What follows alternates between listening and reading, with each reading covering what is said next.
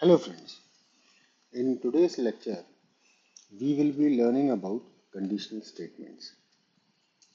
So basically it will be part 1 and part 2. In this particular part, let's say it is part 1.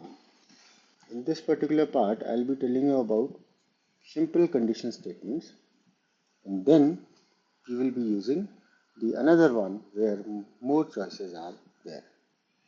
So what are conditional statements? Remember, when you want to perform task based on some choices. So tasks based on some choices, and here choices, by choices I mean some logical expressions.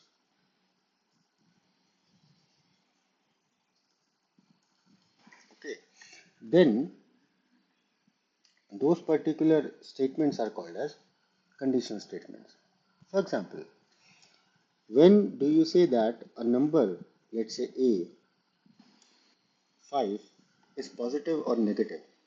So when, if this number a is more than 0, then it is called as a positive number. And if this particular logical expression fails, then that will be a negative number. So how to write this in uh, C? So what is the basic framework, let me say, of this particular conditional statement? This is called as if else construct or if else statement.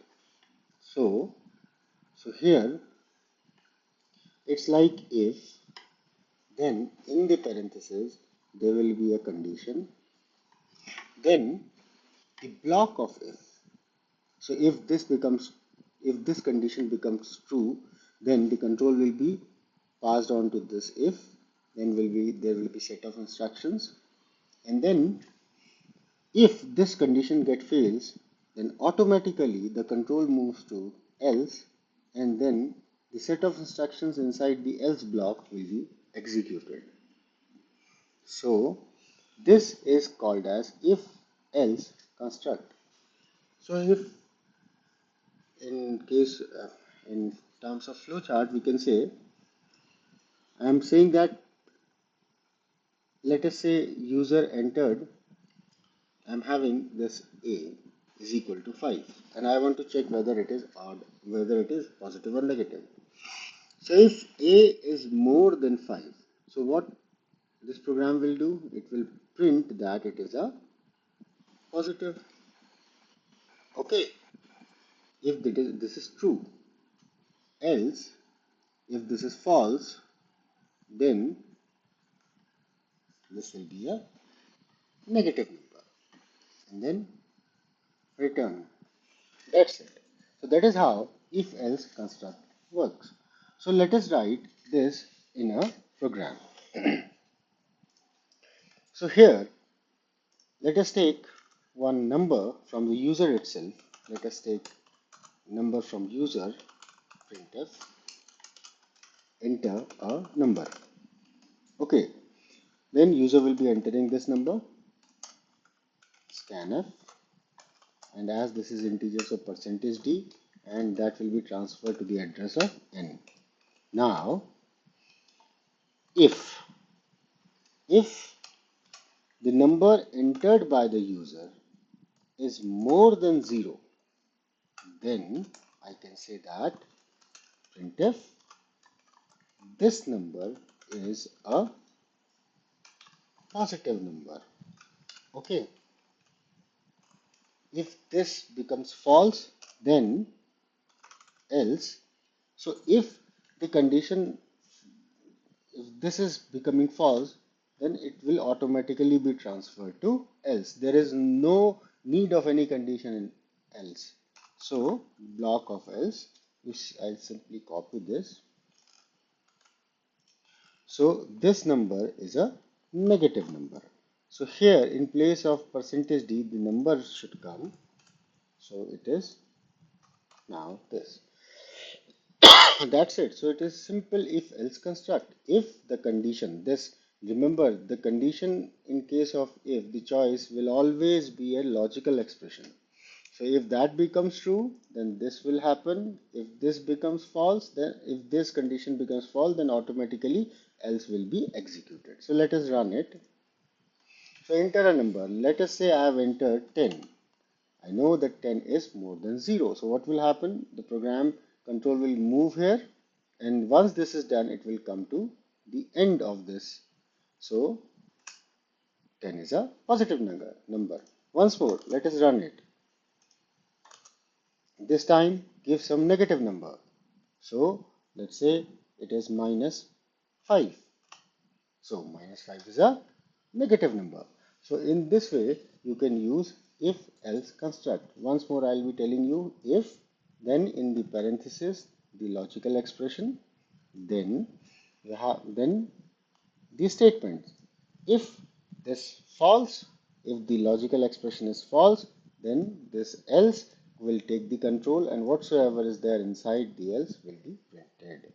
So in this way, this particular program works. Let us take one more program. Let us tell whether a number entered by the user is a even number or odd number. So, you know, if a number is, if I divide any number by 2 and I get a remainder 0, then that particular number will be even number. So how to know the remainder?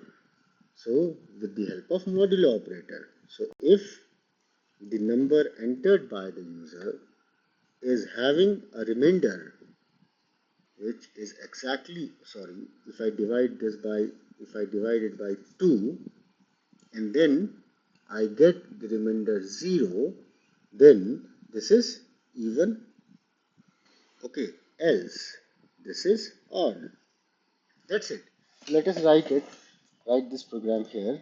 So if the number entered by the user is even, that means, sorry, is divisible by 2, that means having remainder 0 when divided by 2, then the number is even. Else, this number will be odd. So in this way, we can tell whether a number is even or odd. So if the number is totally divisible by 2, then that is even. Otherwise, that is odd. So let us run it. So let us say I give 10. It is an even number. Again run it. Let's say 5. So this is odd number. It is not divisible by 2 completely. Okay. So in this way, you will be in a position to write your conditional statements if and then else. Apart from this, there is one more thing that you should be in a position to use ternary operators as well. So ternary operators are basically first the condition, then this question mark. If this condition becomes true, then this set of expression will be executed, else this set of expression will be executed. So this will be executed when the condition becomes true, and this will be executed when it becomes false. Let us write the same program using this, using ternary operator. Same program means the odd even program. If the n, you just have to write the logical expression. So if n modulo 2 is equal to 0, that means if the remainder becomes 0 when divided by 2, then that is even, else that is odd. So let us write this. So here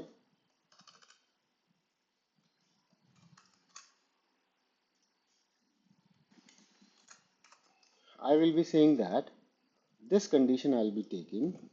If this is true, then use this. Okay. Else use this. And once this is over, write semicolon to end this statement. So how to read this? Simple. If this logical expression is true, then perform this task, else perform this task. So this whole now we have written in one single line.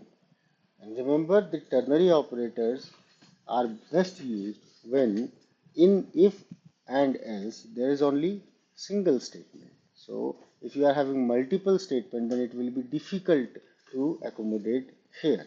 So single statement is the one for which the ternary operators are normally used. So let us remove this and run. So enter a number. So I have entered, let's say 16. So it's a even number. Okay, so this what is happening? 16, it is checking. Okay, it comes out to be true, so this will be printed. Let us take another one. So let's say 17. So it's an odd number. So what happened? So the moment I entered 17, the remainder came out to be uh, non-zero. So the control just passed to the last one, that is this statement, and it gets printed. So in this way, you can work with the uh, conditional statement, that is simple conditional statement, if else. Now, in the next video, what I will be discussing with you is what we call as if else statement. So if else if, and so on, ladder we call it sometimes. And that is normally used when the conditions to be checked are more than one. So if there is single statement to be checked or single condition to be checked, then if else will serve the purpose. Whereas if there are more than one statements, then in that particular case you will be using if else ladder.